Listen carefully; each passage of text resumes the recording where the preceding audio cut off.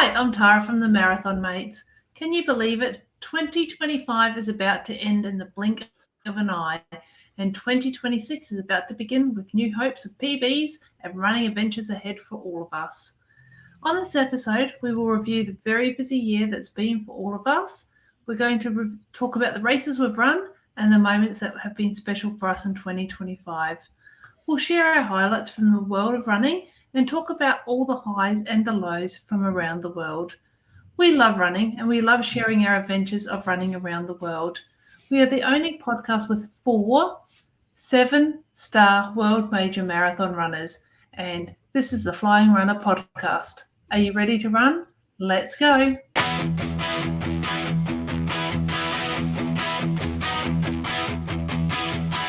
It's the Flying Runr. Run far, run free. Host the 7 stars, inclusive as can be. It's the Flying Runr for you and me. So, before we talk about that, let me introduce you all to my regular co-host. We've got Tony and Lucia, and I'm not going to read that, Tim, my husband, of course, as well. So sorry, Tim actually writes these scripts, and I'm not reading what he has written on the script. So, and just guys, for the how have you listeners, he has written my darling, wonderful, beautifully handsome running partner, Tim. Yes. I don't know how that got in there. I didn't write it. Tara must have written it. I don't do the run sheet. Tony doesn't do the run sheet, and Tara doesn't do the run sheet. So Tara's only just looked at it for the first time. So anyway, let's all talk about the week that's been. Tim, we're not starting with you. Tony, we're going to start with you. Oh, okay. Well, I've been still just walking at the moment, so just getting myself back into some sort of feeling much better. I'm trying to get back into some sort of semblance of feeling healthy. So during the week, I checked in with my doc on an old MRI that I had with my back, and I get a really good understanding of what I've done. I spent some time with Dolph and Nikki. Nikki gave me the world's best sports massage on Thursday, so last week. So things are looking better for me, but I'm still just walking. I don't want to get too overeager too soon.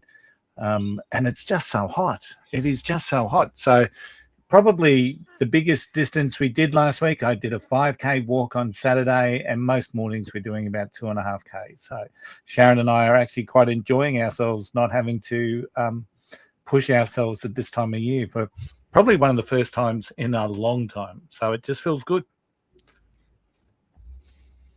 And Luch, what about you? Hasn't been a massive week this week, even though I'm still enjoying my career break. Is my new phrase. I was actually worked a concert Saturday night and been on your feet for 7 hours from 4:30 till 11:30. I'm like, I'm not going for a run Sunday, but feeling good when I'm running. So hopefully I can start picking it up again and do some runs before Christmas to make room for all the Christmas food that I have started eating and that I will continue to start eating. And that I will continue to eat. Excellent. And you guys? yeah, our running week's been pretty quiet, I guess. So I finished work on Friday. Today is Tuesday. I have only run parkrun this week on the Saturday with Tara at Mitchelton Parkrun. And I backed it up with a short run yesterday with Tara around the block. But we've sort of done things a bit different this year. We've had a family Christmas on Saturday. So we've already done Christmas over and dusted. It's completed for us. So it's really weird seeing people wishing everyone Merry Christmas because we've done the Christmas thing already because we have family members that are working on Christmas Day. So we'll probably get some long runs in. We'll definitely do Christmas Day park run and we'll get some other long runs in as the week progresses as well. That's my running. I guess the other thing I just wanted to raise quickly, I've been sitting around the last day or two catching up on marathons, and I finally got to watch Valencia from a couple of weeks ago and got to watch it.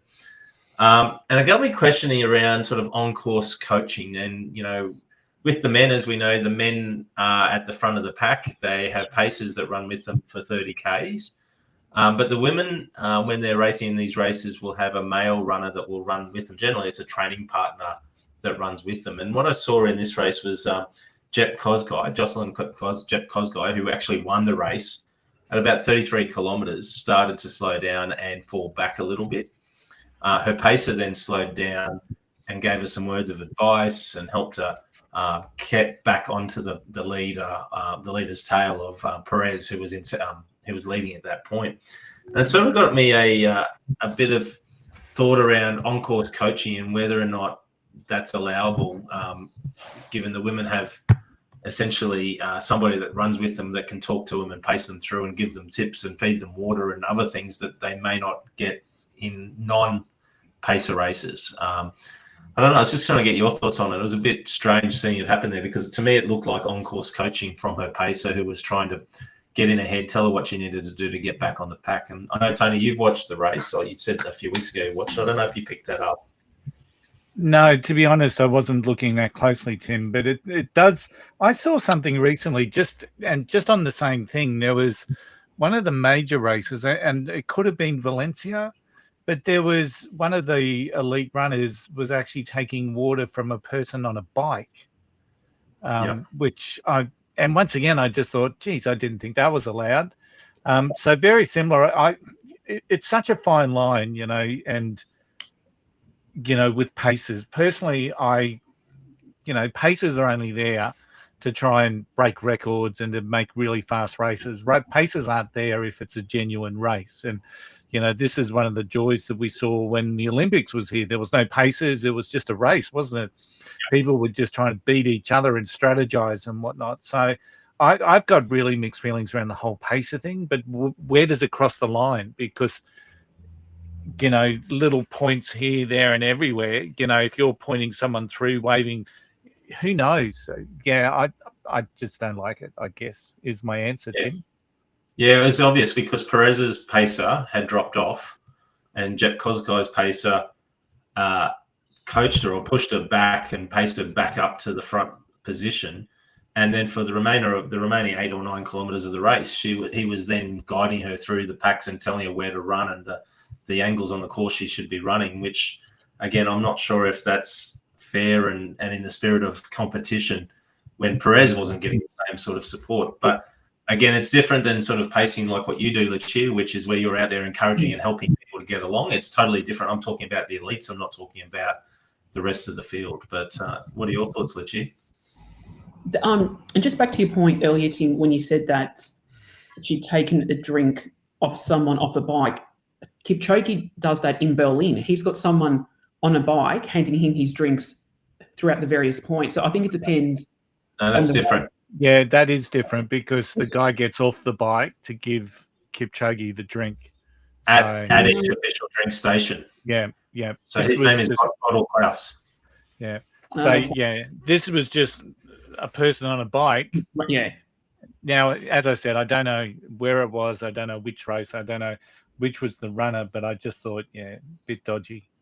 Yeah. Then in terms of pacing, I actually don't mind it because to me, it's kind of similar in a way to the technical advice that if one drivers get, saying about, such and such driver is only a few seconds behind, they've got issues with their tyres. So in certain races, I don't mind it. I think one, it doesn't belong in. It's definitely the Olympics because that one you just have to work hard for. But I don't mind the concept. Mm. Yeah, it's only fair if everyone has the same level of coaching next to them, I guess. Yeah, and you can coach in tennis now, so yeah. The good thing with Valencia I saw was that they hand water bottles to people. So you actually, like London, you get a little bottle of water handed to you, not cups of water, which is another bonus for those who want to run Valencia. I really like the water bottles. Yeah, me too. A lot more people are talking about running with handhelds than ever before. If you listen to a lot of the other influencer podcasts, they always talk about having their handheld and having their mixture into that. So there's a lot more people talking about it. So now before we move on, because I know that we've got one of the most exciting parts of the podcast coming up with the news, but I just want to share, and I want to thank everyone that's put through some feedback in the last couple of weeks. It's been awesome And we've got feedback coming in from the UK and the US, which is awesome. Mrs. K did a jingle bell run in Boston. And this sounds really cool, actually, because it ended up, they ran through Boston Common. And for all our listeners that have been to Boston, you can probably start to picture it. And they finished at the Samuel Adams Beer Hall in Faneuil Hall. So I think that just sounds cool. Thanks for the comment. We've got Mark from the UK who gave Tim a bit of a razz up during the week, amongst other things. But Mark's been pretty consistent now in sharing some of his feedback, which I think is wonderful. But it was great to see Vic Miles back and Anne-Marie Waycott giving us some feedback. And Anne-Marie loves our new intro music. So I just wanted to keep those comments coming. We love hearing them, and we have a bit of a laugh with some of them. I think they're meant to be funny. So, but please keep sharing your feedback. We love them. Excellent. Thanks for that, guys. So now it's that time of the week, which we've already discussed a fair bit of news from the sounds of Tim's little spiel that he did before, but we're going to go on to his news now.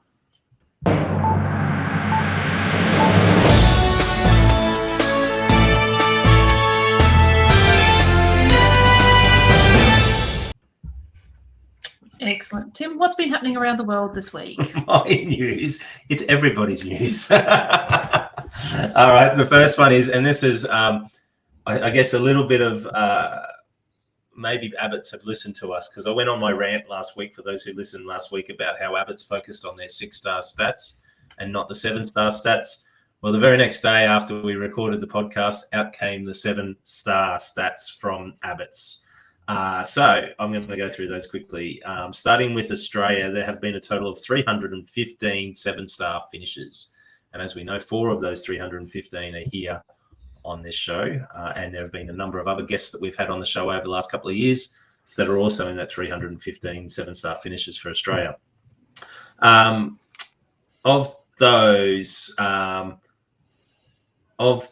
Those 350. So as I said last week, there have been 602 6-star finishes from Australia. So those 315 7-star finishes represents a total of 52% of 6-star runners have now been converted into 7-star runners. Across the world, there are 4,564 7-star finishes in total from 109 different nations. And it represents approximately 19% of all 6-star finishes are now 7-star finishes. The average age of 7-star finishers is 54 years and 2 months, which is about 4 years longer than the average age for the 6-stars. And the average time for finishers to run the 7-stars per marathon is 4:08 and 37 seconds per marathon. Believe it or not, there are 3 runners around the world that have completed their 7-star journey twice. So these are people that have got 2 6-star medals. They ran in Sydney last year at an age world championship and then backed it up again this year. So pretty phenomenal to have 3 of those people. Runners completing their 7-star journey in 2025. 88 runners did their 7-star in Tokyo. 10 runners did their 7-star in Boston. 27 runners did their 7-star in London. And you got to remember, they're all pre-Sydney this year. So they're all people that ran in Sydney last year who've then come back this year to do those other races. In Sydney, there were 3,744 of us that got their 7-star there. Berlin, there were 19 runners. Chicago, 25 runners. And in New York, there were 82 runners. Now, the top nations with 7-star runners include the USA with 1,205 runners. Now, if anyone wants to understand the importance of hosting a major marathon, that's 1,205 runners that travelled to Australia largely this year or last year to complete their 7-star journey. That's huge. On top of that, there's Australia in second place with 315 runners, the UK with 274 runners, China with 205 runners, and Italy with 180 runners, 7-star runners. 44 runners completed all 7 majors in this calendar year this year. So that's an expensive trip around the world this year, but 44 runners have done that. And believe it or not, I think we can all understand this, Sydney had the slowest average time to complete the race with a time of 4 hours and 21 minutes and 47 seconds, indicating that, as we know, the hills in Sydney are tough. Next slowest was Tokyo, London, and New York, which were averaging about 4 hours and 8 minutes.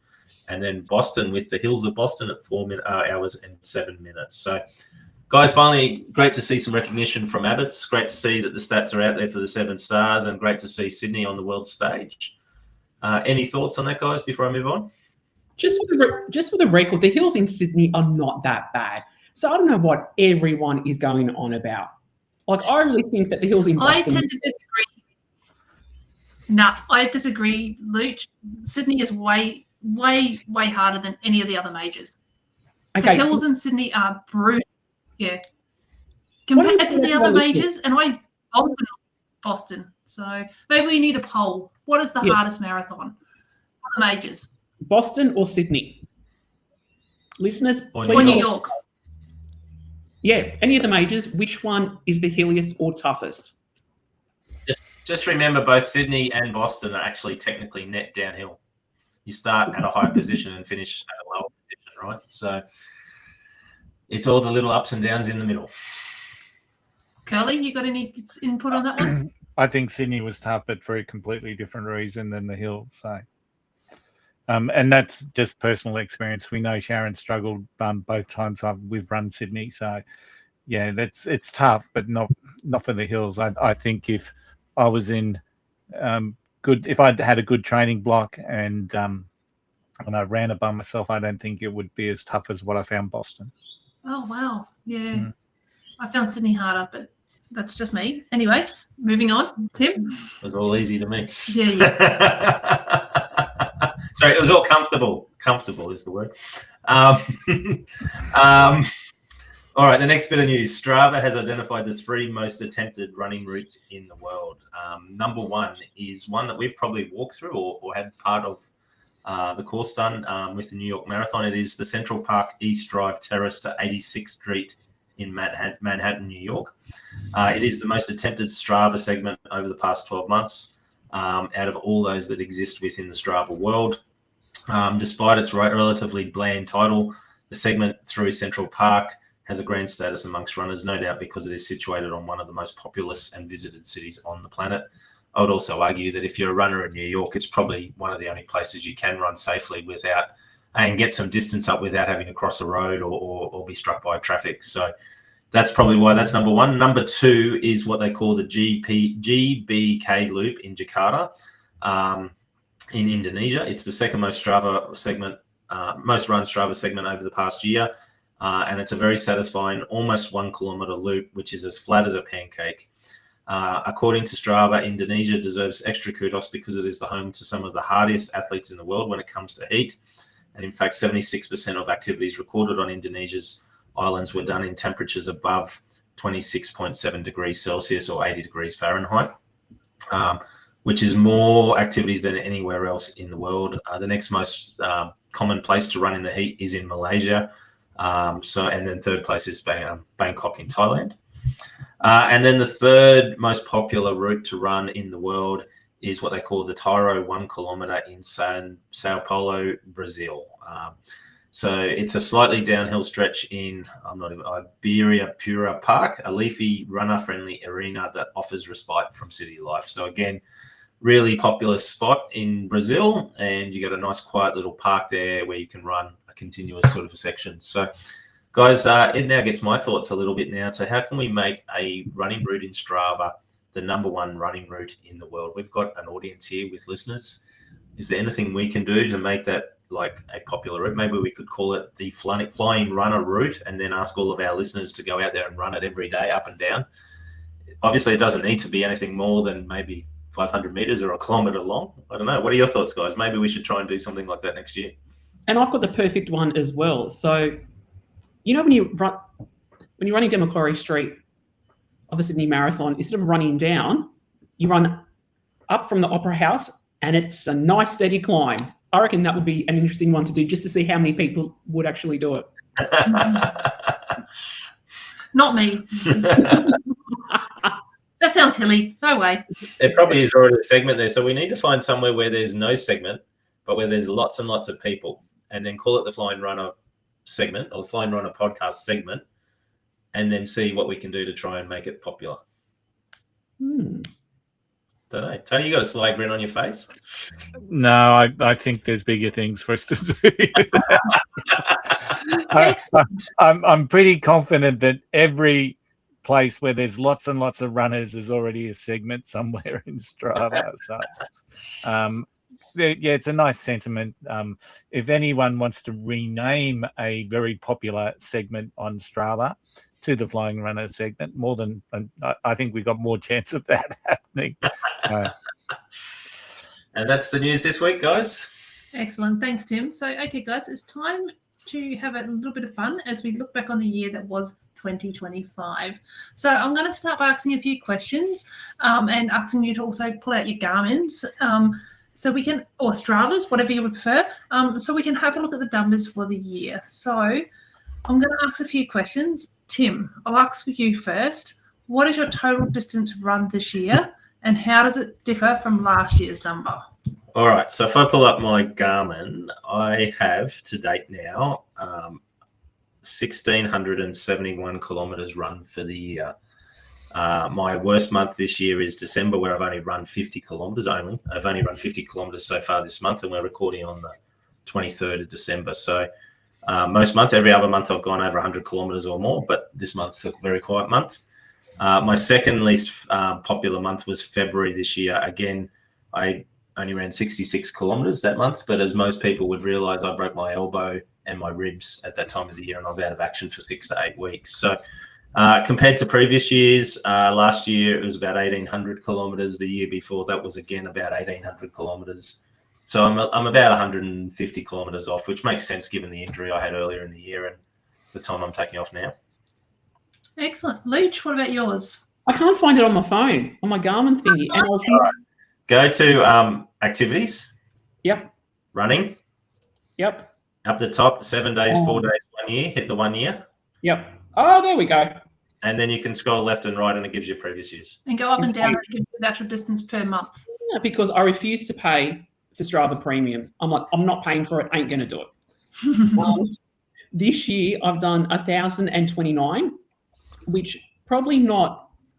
When I compare it to last year, it's actually a bit less, but some of that would have been, I didn't count Sydney because I walked about 98% of that. So to me, I can't count that as running. It just, training probably hasn't been where ultimately it would have been. So yeah, next year's going to, I say this every year, next year's going to be bigger and better with more ambitious goals. So yeah, running less this year, but content with what I've done though.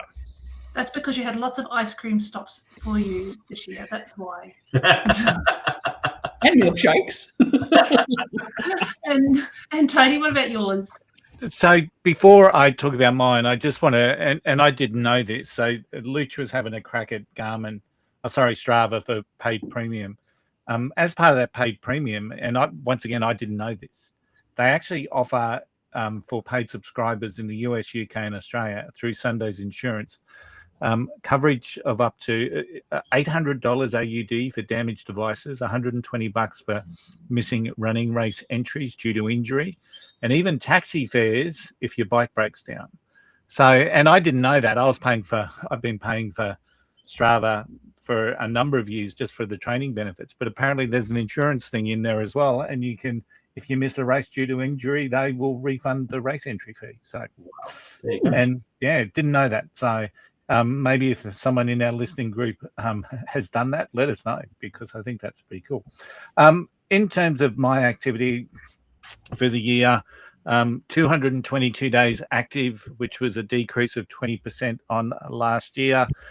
Total kilometres 1,267, which was a decrease of, I think, 29% on last year.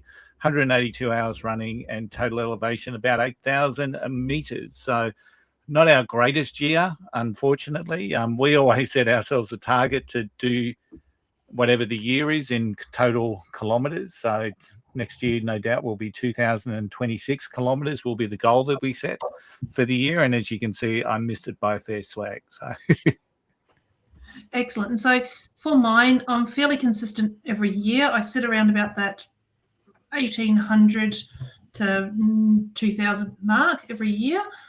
This year, I've only done 1,750 kilometres. However, we still have 10 to 12 days left, so I'll probably sit around about that 1,800 kilometres again. So I average around about 33, 34 kilometres a week, or around about 150 a month is where I sort of sit. So that's not bad, considering I've had heart surgery, 2 lots of heart surgery in the last year, time off, all of that sort of stuff. So I'm quite happy with that. That's more than what I've done. And yet you've had a pacemaker fitted in them, and you're out of action for 4 to 6 weeks or whatever it was afterwards. So I made up for the time, made up for the lost time. So, you should be very proud of that, Tara, as we are of you love.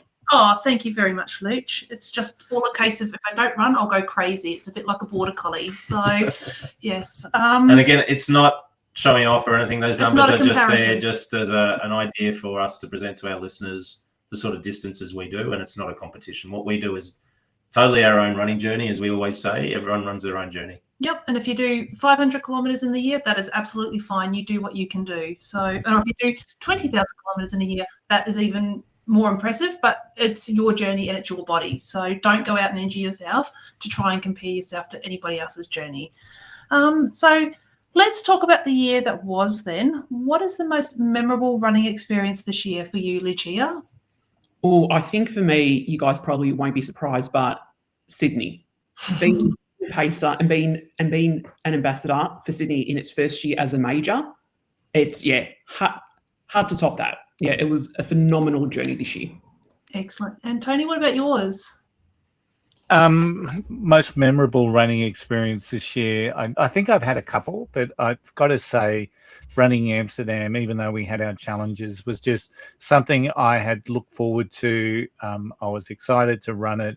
Had a tough day on course, of course, but, at the end of the day, just loved Amsterdam. So I think I enjoyed Sydney, but I think in the scheme of things, Amsterdam was my most memorable running experience this year. Excellent. Tim, what was yours? My most memorable running experience was running side by side with Patrick and his very first marathon. Our son, 19 years of age, running his very first marathon. And then to top it all off, when he crossed the finish line, there was Robert De Castella, Australia's greatest ever marathon runner, there to give him some words of advice. It's definitely one of those things that I wish you were there for as well, Tara. But to be there side by side with him when he did that was just super awesome. Excellent. And I've actually got 2 memorable ones. One was my first half marathon after getting my pacemaker put in. And Reese, who is a good friend and listens to the podcast and has been on the podcast, he was there for me for that first half marathon and made sure that I got through it safely and carefully. And my other one was actually doing the quaddie at Gold Coast, because that was only 9 weeks after getting a pacemaker put in. So to run all 4 of those races, what was that, 78.3 kilometres, 9 weeks after a pacemaker, I'm pretty happy with that. So that to me was pretty memorable, as was Sydney. But yeah, that would be my ones.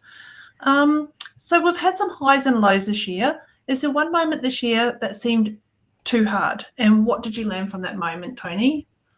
Run Army this year, and was just so incredibly hot. And I think everyone who ran Run Army, and I know Team Ellis ran Run Army, it was just incredibly hot. And for any sort of a race where I sort of cruise past Team Ellis, I know that they're struggling just big time, as was Jed and Kay and everyone else I saw. It was a really, really tough race.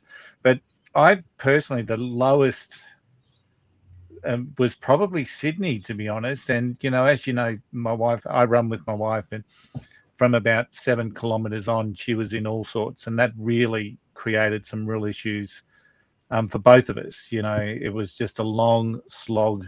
6:57 was the time. I never, ever want to spend that amount of time on a course again.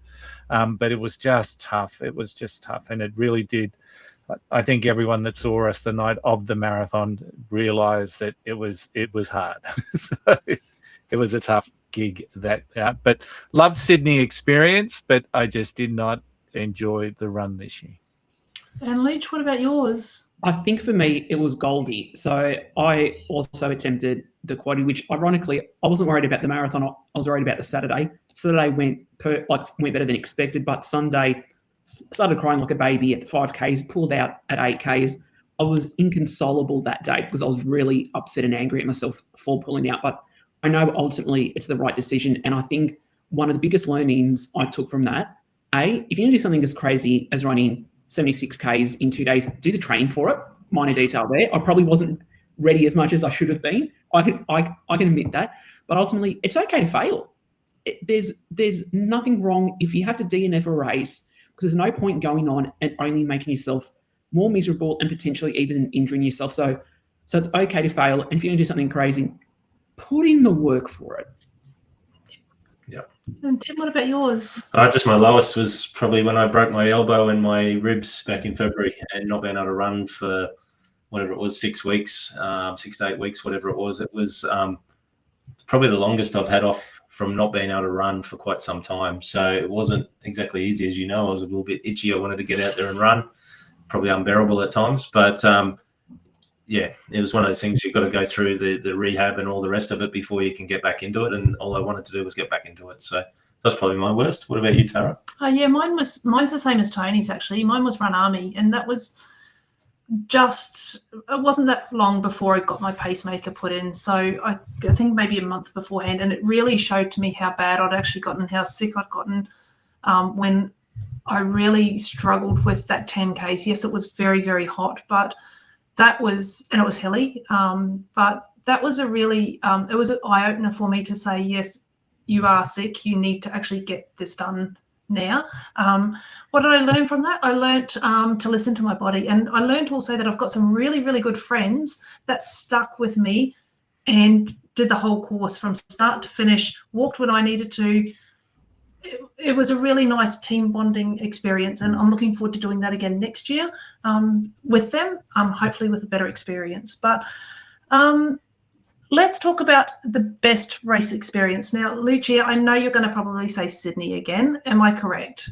Correct, yeah, because for me, it was special. Running a major in your backyard. It was the cheapest major I've ever done. So, but I was quite lucky. I got to share my story a lot over that period, and to see people struggling at the back and having an opportunity to help them get over that finish line. That's why for me, Sydney, it was just, it was a cracker of a day. Yeah, I was out there. It was a long day for me, don't get me wrong, but would I do it again? In a heartbeat. Excellent. And Tony, is yours going to be Amsterdam, or have you got a different? No, I love Townsville. We did the Townsville Half Marathon in August, and it was just such a cool event. It was the band at the finish line, the band when you picked up your bib. As you know, I love my music. The crowds, considering it's Townsville, were really quite fun.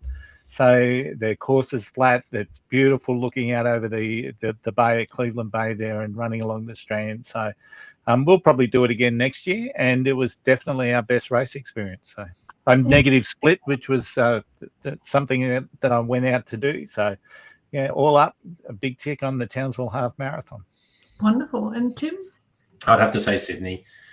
It wasn't just the race or the running on the day. It was the lead up to the race. The moment social media lit up when Kipchoge was doing some warm-up runs through the city in the days prior, and everyone's got videos coming up of Kipchoge running through the city, you knew it was in for something special. Then landing in Sydney, getting to the expo, getting merchandise thrown all over the place and people stuck in lines. It felt like a major. It felt like something special. And then you're running it side by side with you, and then hearing our names called out from other runners on the course for a major, which we generally don't hear unless they're other traveling fit people. But this was people in the crowd. These were other runners we knew that we felt like we were a celebrity at times out there on course. So that's my favorite racing experience, I guess, this year. After, as well, Gold Coast, as I mentioned earlier. Yeah, and mine would be probably the GC50 race this year. And we do the GC50 every year. So to me, there was nothing different about the course or anything like that. But what was special about that one for us was we finished our Run Down Under journey, and to have the other Run Down Under members at the finish line, Travis had set up a shoot for us, handed us our medals, and again, we felt like a bit of celebrities. We got to run through our own finish line. It was pretty special for us to finish our Run Down Under journey that way. So that was very memorable for me. Now, we've all loved the bling, and this is what we run for, obviously. So, Tony, what's your favourite piece of bling you got this year? Definitely the Amsterdam Marathon medal was something special. 50th year. It's a different shape to what you normally get with marathons. It's the old rectangular. It's got a little bit of unique engraving on the side. So, yeah, got to say it was the Amsterdam Marathon medal. Excellent. And Luch, what's the piece of jewellery you like around your neck? I don't think you'll be surprised, Sydney, because it's like, oh, a shark's taken a bite out of it. But what made it special was, as we crossed the finish line, we had our pacing manager put the medals over our neck, and the whole of the marathon team were there just clapping everyone in. So I think to be awarded a major medal in my hometown by the pacing manager, it was pretty cool. It's pretty special. Absolutely. And Tim, what's your favourite? I think the full set that we got at Gold Coast, the 5, the 10, the half, the full, and the 63.3, pretty special, all very unique medals. The Gold Coast is really starting to outdo itself every year on the medals, and this year's medals were pretty spectacular. And just walking around with, all that clinking of all those medals felt pretty good. So, yeah, I'd say those ones. Yeah, I'd probably have to agree with that as well. I did enjoy. Look, it's been our 5th year that we've had the double medal, so we're starting to get a nice little collection of those doubles. 4th year. Oh, 4th year. Sorry, 4th year. We're starting to get a nice little collection of those happening now, so that's probably mine as well. Tony, is there something you did less of in your training this year, and why? And did it hinder your performance? I don't want to steal Lucia's thunder here, but it probably I trained less, I guess, in on my own. I think I had that period leading into Gold Coast where I was still aiming to do relatively well at the Gold Coast full marathon, but I didn't train as intense as what I had the year before. And I think that just didn't set me up well. So, and then moving into, especially from Sydney to Amsterdam, Sharon and I did a lot less training, and our bodies were just saying to us, yeah, let's take a bit of a breather, guys. And so we did. So, and once again, that hurt us when it came to Amsterdam, but hurt Sharon more. But I think a lot less just general training. I've never been one to do a lot of strength work, but over the next month, I'm going to really try to get into a routine with stretch and strength, because I do want to, and as you know, I've got a bit of a goal for next year, and I really want to knock that one over. I think I want to put 2025 as a lessons learnt sort of a year, and then just really try and make 2026 a bit more of a winner for me. And Luch, did you have less ice cream this year or less donuts, or did you increase those? I dare say probably on par with previous years. I think I need to move my training away from Centennial Park is probably the big lesson, but it's so convenient. It's literally just down the road. I think one of the biggest challenges I had this year was not being consistent with my strength training. I don't do it enough. I say it all the time, I need to do more, because I think that hampered me in some of the races, possibly Goldie, because I wasn't feeling as strong on Mara Day. And with the year I've got planned for next year, if I don't do the strength training, it's going to come and bite me in the rear end. Yep. And Tim? I didn't do the bulk that I would normally do. I think particularly in the second half of the year, I missed and skipped a lot of the midweek runs that I would normally do. But on top of that, I wasn't doing the strength and conditioning in the gym that I would normally do. I normally do one session a week in the gym, doing some weights and stretching. And I didn't do that, which is probably not been good for me either. So that will come back in the new year for me. So it seems like the common theme is that we've all missed out on that strength and conditioning, and it's come back to bite us on the back end, which is very noticeable when you actually look at our results for all 4 of us compared to our normal previous years. I guess I've done a lot more walking this year than I have done previously in any other year. That has kept me fit, but has it kept me run fit? No. So unfortunately, that's come back to bite me in the back end, but I was really not in any other position apart from just to walk. So yeah, that's just how it is. So we have had lots of our guests on this year, but these guests are our favourite people, and some of them really stand out and some of them are really, really stand out. But as a crew, is there one particular person that stood out more than anybody else or that you really enjoyed talking to? So we've had like Reese, we've had Peter, we've had Fleur, Hayley, Mickey, Angela, Sarah, Sharon. Anybody in particular, Luch, that you really took something back from? I took something from each of them. So So I don't have any favourites because each of our guests brought a unique perspective in their own way. So I'm not going to call out any favourites because they were all as good as each other in their different ways as well. Yep, and they're all giving something back so that you can learn from them. Yep. Exactly. Tony, have you got similar thoughts? Yeah, I'm very much like Luch. I don't want to sort of call out and say this person was our favourite because they've all added something along the way. But what I found interesting is that our number one show on Spotify for the year was the show where we featured Mickey Willardon, the nutritionalist, and that was our number one show all year. And then in the top three, we had, what was it called? It was, where am I? The highs and lows and everything in between, which was the Sydney Marathon weekend. That was our second most favourite episode. Oh, sorry, our first episode.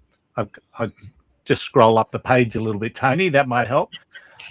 Everything you need to know about Sydney Marathon, well, almost everything, was our number one show. Mickey was our second, and then our deep dive on Sydney was our third, and that was on Spotify. And then when you look at our YouTube channel, our favorite episode, the most watched episode, was a little out and back that I did back on January 2 called How to Prepare for the Tokyo Marathon Strict Cutoffs. And that was our number one show on YouTube for the year.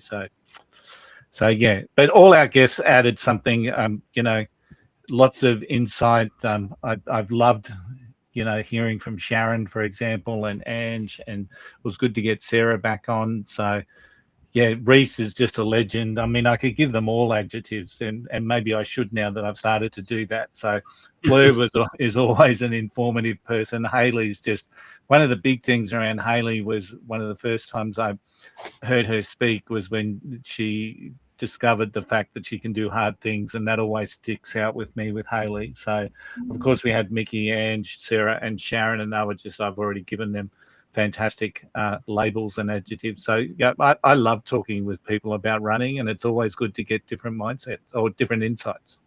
Yeah, Tim, you've got the same sort of thoughts? Exactly the same thoughts. I wasn't going to call out anyone by name, but all of our guests are special. We love having guests, and in fact, if any of our listeners do want to become a guest, just reach out to us. We're happy to have a chat. We'll talk to anyone about their running journey, and we're happy to organise something there. Just reach out to us right via the socials. But they all add something, and I think all of our guests, from when I talk to our guests, they all mention the guests that we have, and when I talk to our listeners, they all mention the guests that we have, and they all say they take things from each of those conversations. So I think that's been fantastic to do. Yep, I tend to agree. And I would like to say a big thank you to all of those guests that we have had on this year for giving up their time. We aren't a paid podcast. We don't make money from it ourselves, so we don't pay our guests. It's just a case of we just want to share that information through. And we've been very fortunate to have some very professional people who this is their job, and they've given up their time for free as well. So like Mickey, Fleur, that's their actual professional jobs, and they've given up their time for us. So really say thank you to that. So based on the feedback you get from friends and random listeners who we meet along the way, has there been an episode which you believe resonated really well with our listeners this year, Lucia? The ones that I get feedback from is the one when we do prior to a major, because people love to understand what goes on from our experiences at the expo on race day, and especially if they're doing that as well. So I have had a lot of feedback about the episodes of the majors. They really love those ones. Excellent. So it seems our listeners like the majors. Tony, have you got the same sort of feedback?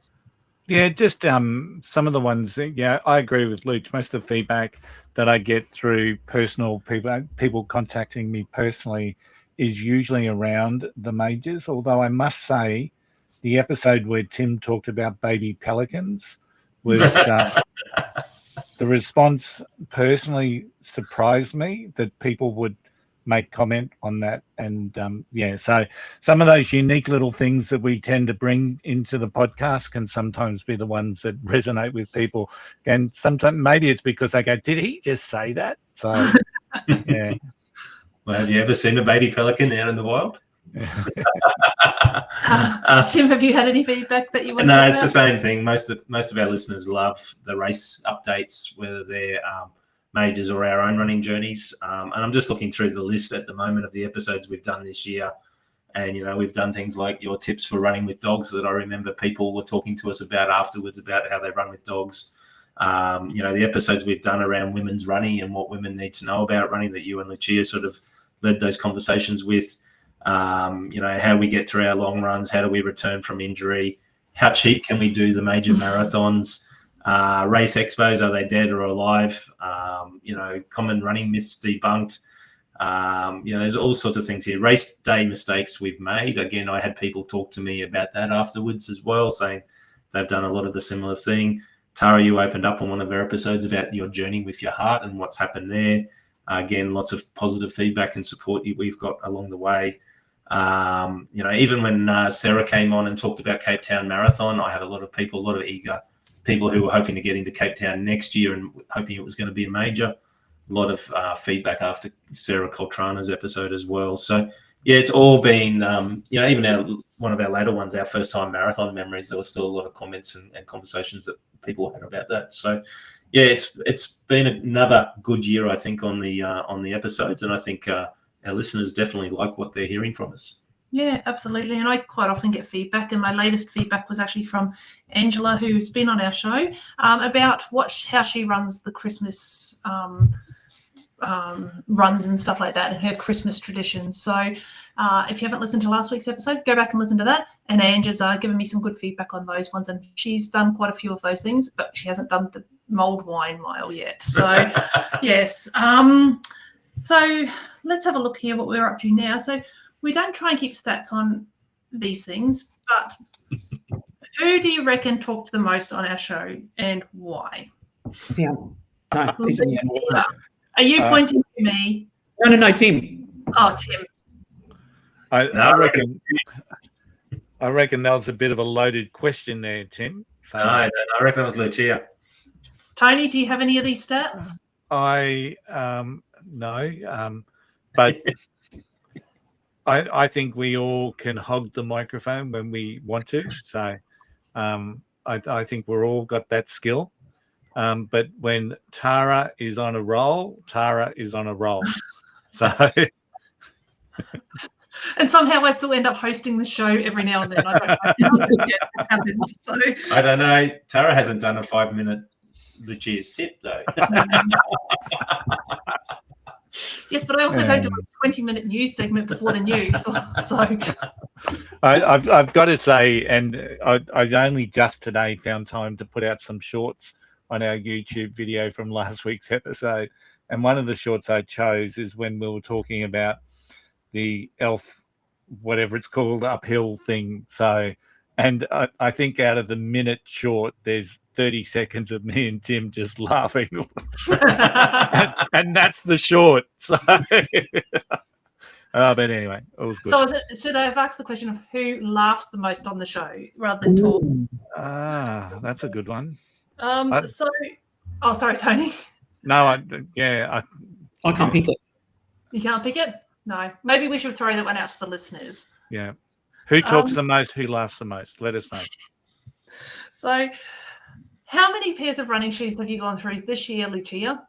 Oh, we're hiding the face. Okay. Have I gone through or have I obtained? We need to clarify that. Maybe obtained because you're probably in rotation with them. Okay, hang on. It's at least 5 or 6 that I can think of. Yep. I'm not saying that there haven't been others, but I can only think of at least 5 or 6. Okay, Tony. I retired 3 pairs of shoes during the year, but I've still got far too many shoes here, and I've had like 12 in rotation. And when you do 1,200 kilometers every year, that's probably 100 kilometers per shoe. So, and the only reason I retired the shoes, I actually left a pair when we came back from England, is because you just get sick of wearing them more so than they wear out. So one of the big things that I would want to do in 2026, I've already got 2 new pairs in boxes sitting here. So I'm just dumb because I've just got too many shoes. So I need to retire a couple more by the end of probably March. so that I can open up the new boxes. So, but yeah, I retired 3 pairs during the year. Excellent, Tim. I've run in 5 different pairs of shoes, all the same, either Brooks Ghost or Brooks Glycerins. And I've got another pair on order, which should arrive maybe, hopefully, fingers crossed, tomorrow, Christmas Eve. If it doesn't, then it'll be early next week delivery, I would imagine. Yeah, and I think I'm about the same, probably 5 or 6 pairs of shoes, but 3 of them have retired and 3 of them are still in use at the moment. So same as you, Tony. All right. So what is something you're going to take from 2025 and into 2026, Lucia? That it's okay to fail and not be upset with it, and keep doing what I'm doing, and that I can do hard things. Excellent. Tony?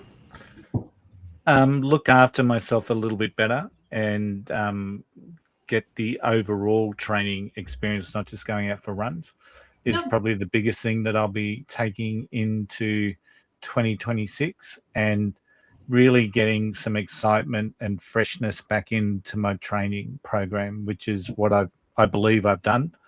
And so I get looking forward to going out for a 14K long run instead of thinking it's only 14Ks or what have you, just getting excited about doing the training again. Because there were times, especially in this back half after Sydney, where it wasn't exciting going out for a long run with Sharon or myself. And it was just, I've just got to get that excitement back. Excellent. Tim?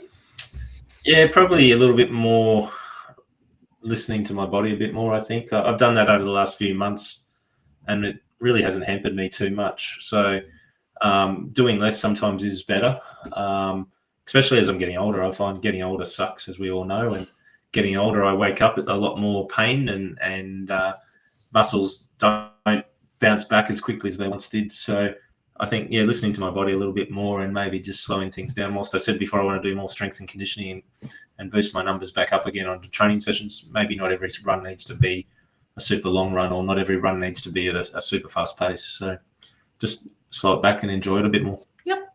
And mine is just, I know I can overcome hard things when I get told, your heart's failing on you and you need a pacemaker and you may need to give up.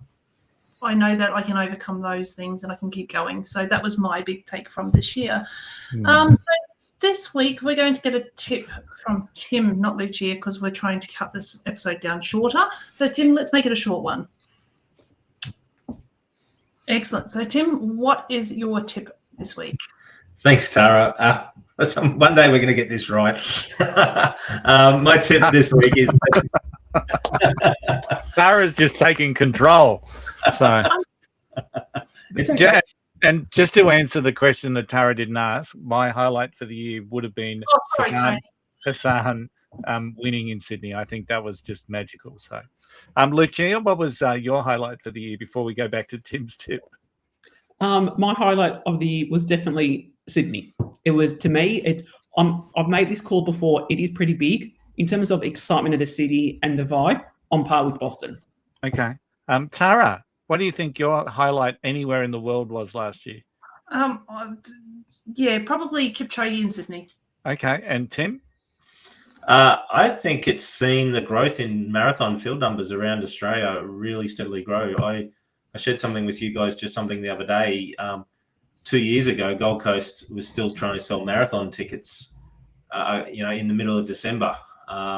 Just 2 years ago, it was only 50% sold.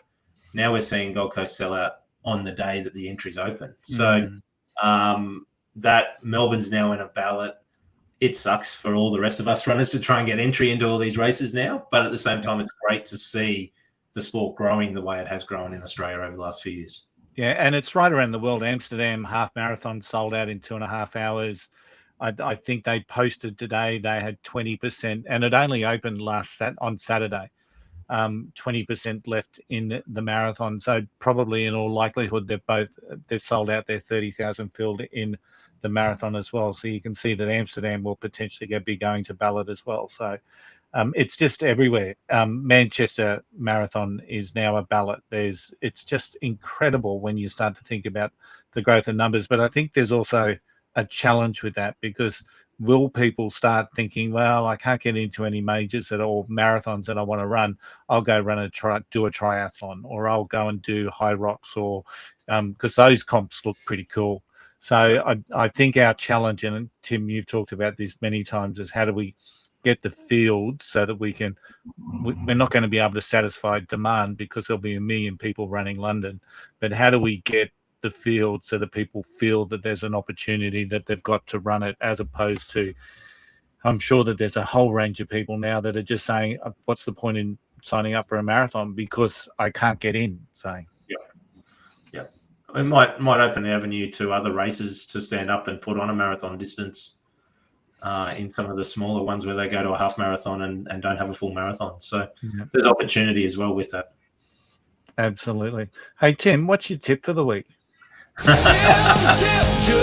keep your pace. No need to win, no need to race.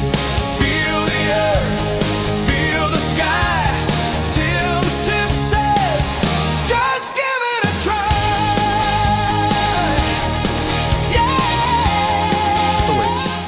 Yeah.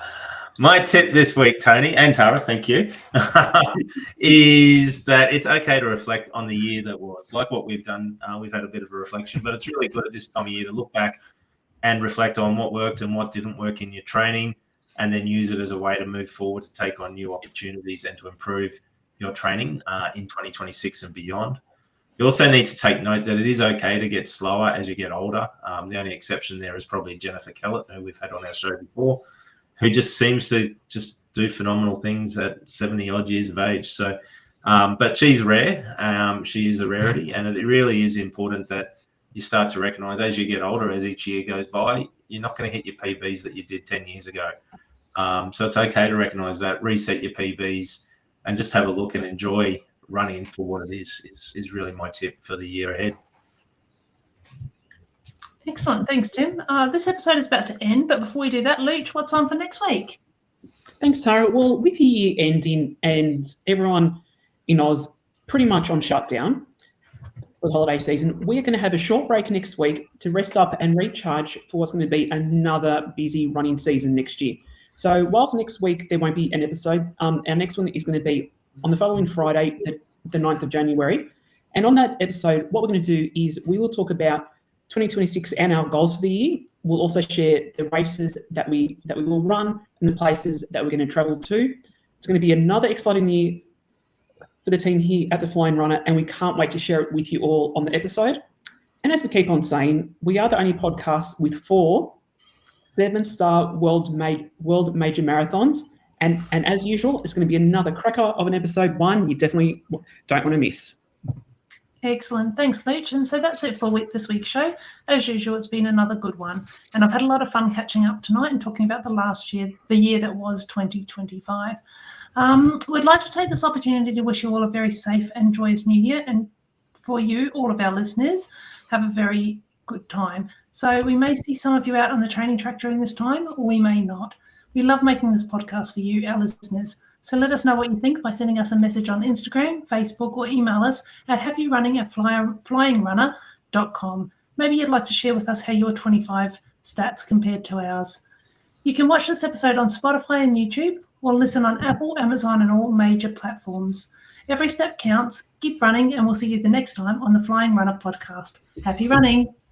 Happy running. Happy New Year, everyone.